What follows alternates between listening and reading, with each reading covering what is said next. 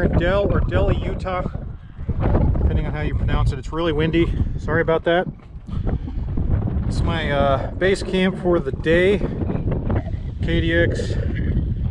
And here's the CRF250F. We're going to take this for a quick ride. I do have the new rear shock on it, which is the Hagon custom made for me, or custom sprung I should say for me, 220 pounds or so. And of course I already had the front forks done with progressive springs from Bruce Triplett. So he sent me the shock. It's been sitting in my garage for like a month. I finally got it put on last night. I'm out here teaching my son to ride. He's never ridden before, so he's on the 250 while I'm on the KDX. But I'm going to take the 250 out for a little bit and we'll check it out and see how this new suspension performs.